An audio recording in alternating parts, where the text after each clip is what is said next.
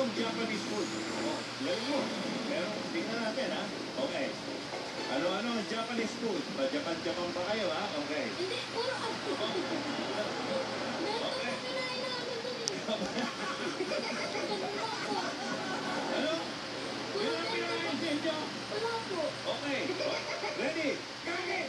Ano ang Japanese food? Ay, hindi ano, ramen. 3, 2, 1. The answer is correct. Galing mo na, Isabel! Isabel! Sanay sa noodles. Ayan po siya, oh. O yan, marami noodles na hapon niya. Ito, matagal ka sa Japan, eh, no? Oo. Puro noodles kinakain mo lang. Ay, hindi naman. Ang dami. Ang pinaka-paborito ko, yakiniku. Yeah. O yaki, pero niku. Okay. Pwede ka na. Isa na. Okay. 15,000, Raisa. Oh, wala na yung nervous mo. Nandito pa rin po siya. Kanin! I choose mochi. Mochi. Red. 3, 2, 1. The answer is correct. Yes! Kaya mo yan. Yan yung ano naman, rice cake yan, di ba? Japanese rice cake po yan. Sarap niya. May ibang flavor yan. Okay. Okay. Nakakain ka lang. Hindi, bento box lang po talaga kinain namin dito. Diba?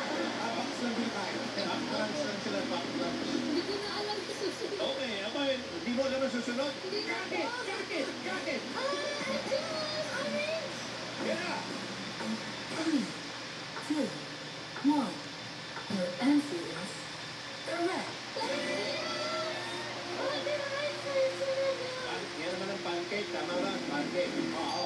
Ang pinakasikat niyan, Joe, na sa Yokohama, Hiroshima. May isang building doon na umiikot yung restaurant sa taas. Sa Tok-Tok Tower. Yan, Yun. pancake. Okay, sana lang. 50,000.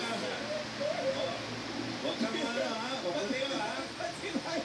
Okay, got it! I choose blue. Yeah. Sudan. 3, 2, 1. Your answer is correct. One, repeat.